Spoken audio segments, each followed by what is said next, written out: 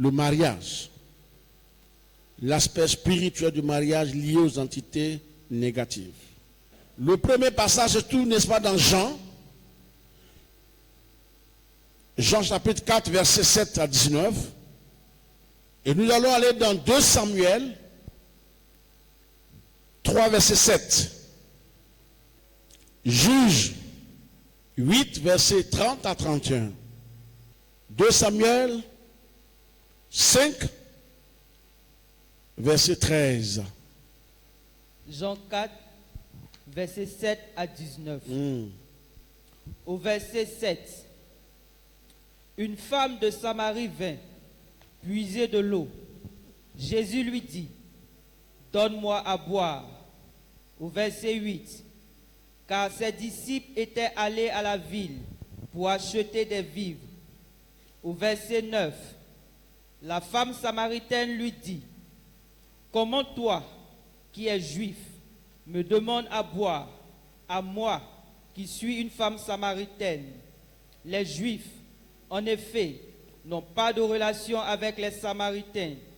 Au verset 10, Jésus lui répondit, si tu connaissais le don de Dieu, et qui est celui qui te dit, donne-moi à boire, tu lui aurais toi-même demandé à boire, et il t'aurait donné de l'eau vive. Au verset 11, Seigneur, lui dit la femme, tu n'as rien pour puiser, et le puits est profond. D'où aurais-tu donc cette eau vive? Au verset 12, es-tu plus grand que notre père Jacob, qui nous a donné ce puits, et qui en a bu lui-même, ainsi que ses fils et ses troupeaux? Au verset 13, Jésus lui répondit, quiconque boit de cette eau aura encore soif. Au verset 14, mais celui qui boira de l'eau que je lui donnerai n'aura jamais soif, et l'eau que je donnerai deviendra en lui une source d'eau qui jaillira jusque dans la vie éternelle. Au verset 15, la femme lui dit, Seigneur, donne-moi de cette eau, afin que je n'aie plus soif et que je ne vienne plus puiser ici. Au verset 16, va, lui dit Jésus, appelle ton mari et viens ici.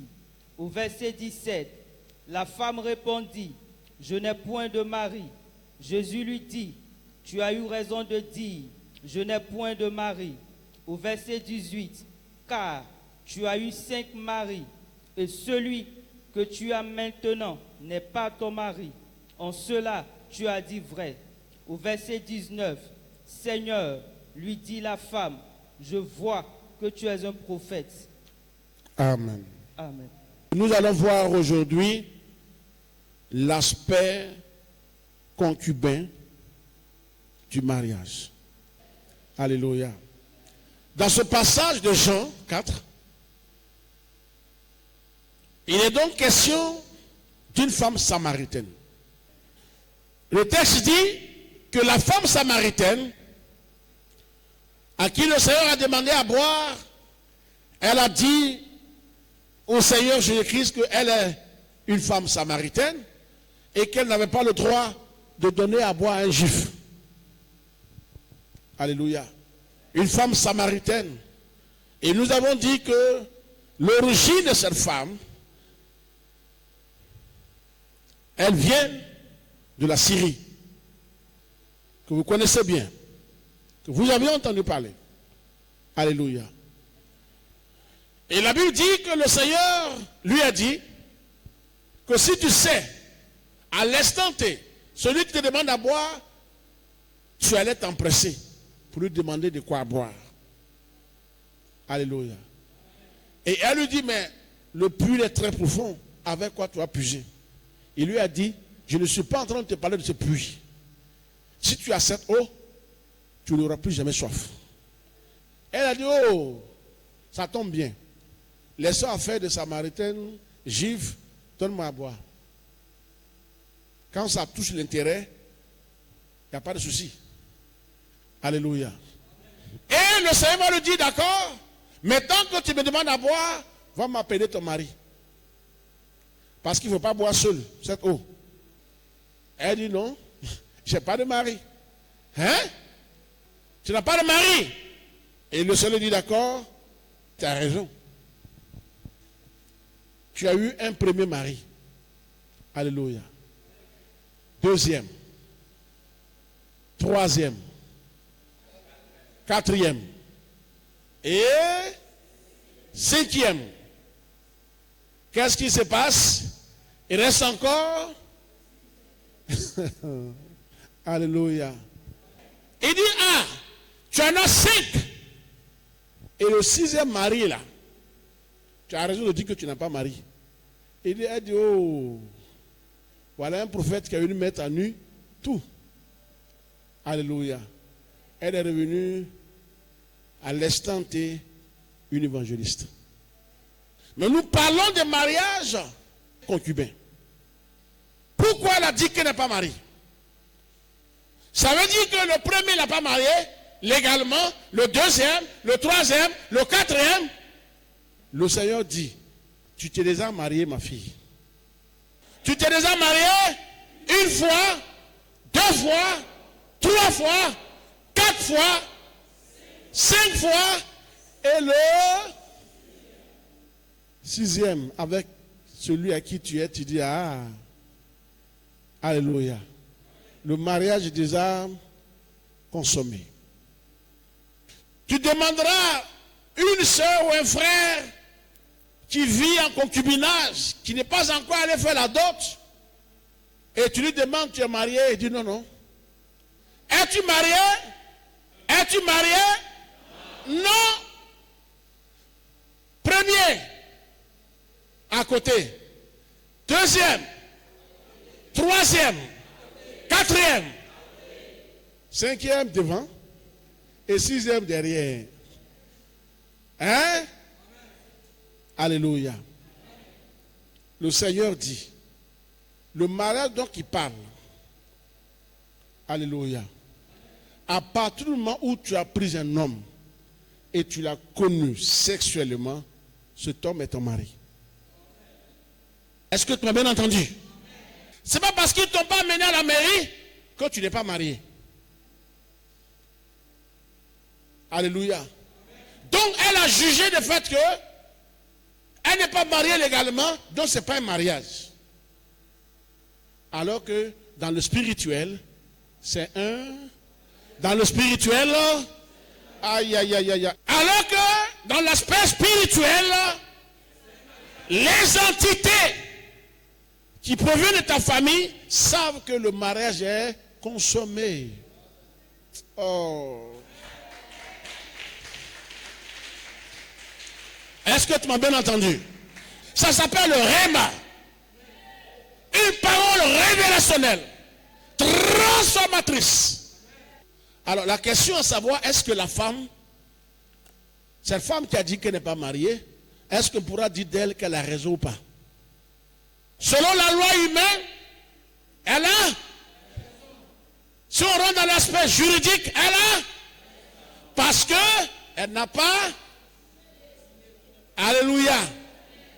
Aucune autorité civile n'a assisté et n'est témoin de leur élection. Alléluia. Donc, si on rentre dans l'aspect humain, elle a.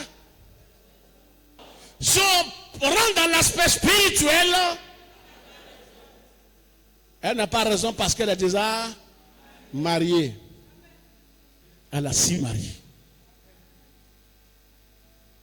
Vous savez à quel moment les entités entrent en action? Vous savez à quel moment? Écoutez-moi bien. Lorsque tu vas avec une fille, tu m'as bien entendu? 1, 2, 3, 4, 5, 6. Tu en as marié. Si tu allais jusqu'à 12, tu en as marié. Si tu allais en Chine, tu n'as pas te prendre une fille chinoise, tu es marié. Tu es en Côte d'Ivoire, mais tu as une femme chinoise. Tu m'as bien entendu? Tu es en Côte d'Ivoire, mais tu as une femme. Hein? Tu es allé, quoi? Dans un autre pays, comment on appelle ça déjà? En Inde, tu es allé là-bas, tu as cherché une fille, et tu es marié, tu n'as pas su. Alléluia. Maintenant, écoute-moi bien. À partir du moment où tu es de retour en Côte d'Ivoire, les esprits de l'Inde diront, les anges déçus diront, qui ont vécu avec la famille de cette dernière diront, nous avons